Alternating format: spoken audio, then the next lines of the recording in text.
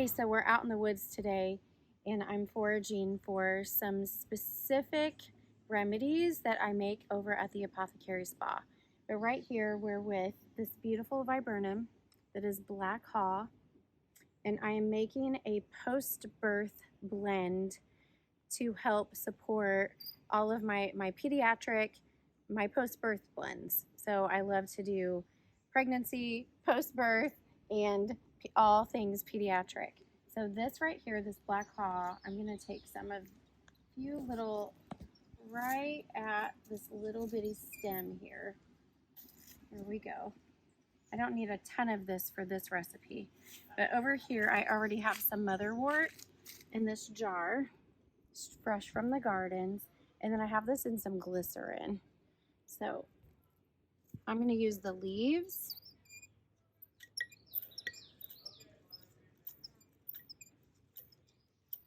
and the stem for this particular recipe.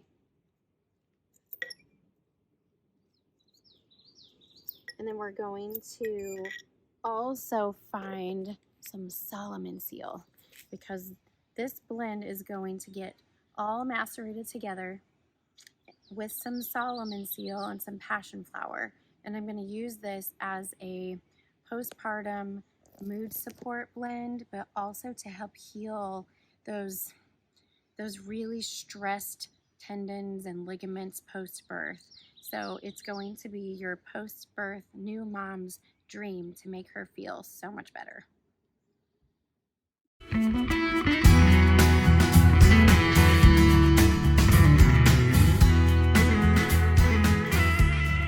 Okay, so now we have come across Solomon seal. So this plant has always been used for its joint and ligament support. It's just amazing the way that it helps to bring healing and an anti-inflammatory support to your joints and your ligaments. So today I'm going to show you how to dig up this root responsibly, because we don't ever want to kill the plant. We want it to keep growing, because these plants are here to support us and not for us to just always take from them. So always remember that. So here we come.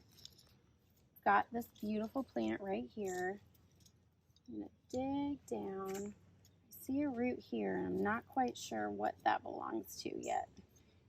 You always want to know that the root you're digging is what you're going for, because they can be tricky in there. Several roots bound up together, like this right here, I already know isn't what I'm looking for.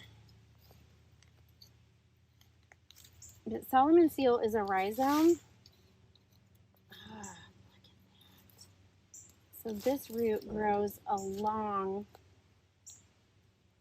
the edges with the earth. It's not a taproot like a carrot. Oh, look at that. Okay, so you can see here where we were able to break it right there. So that way this plant is just going to recover it so that it can continue to grow, get all that forest back on it. And with those violets, so that way that plant will continue to grow. But I want you to see this amazing root here and how it will come out and look like knuckles with those ridges. It's absolutely outstanding.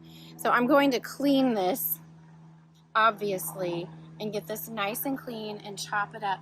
And it's going to go into my viburnum blend with my motherwort, and I'm going to put some passion flower leaves in there, and then macerate this all up, and then let this set for about 6 weeks, and then this will be an amazing support for post-birth. Okay,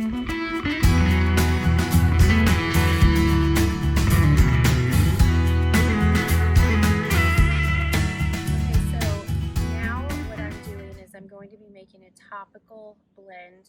And I brought my jar of vodka blended with a non-GMO organic glycerin already blended in it because I'm going to be working with some wild lettuce and some willow.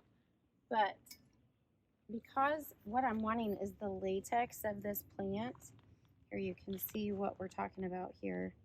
When you pull that back, you can see that white sap coming out of the plant. That's what I'm after. And I carry my vodka with me because I don't want this to dry up for this particular blend. So this is full of salicylates, and it's a pain reliever. It's like nature's opium is what it's nicknamed. But for this blend, I'm making a topical blend. All of that medicine in there is outstanding for acne, and especially cystic acne, to calm down that inflammation. And we're going to blend it with some fresh willow too. So if you're working with this plant, whether it's for internal or topical, I use the whole plant. So I will use the leaves, and I use the stem. It's about what I'm going to do. The further you get down the stem, the less of the sap you get.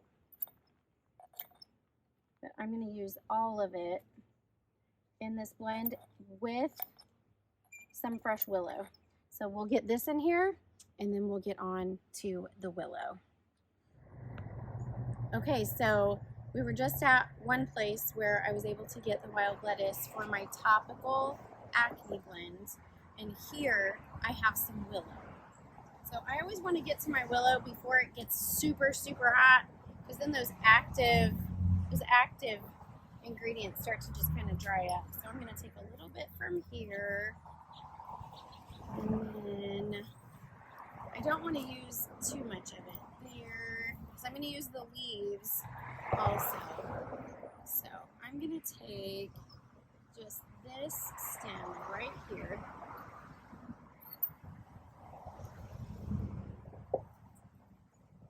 All that fresh salicylates in there.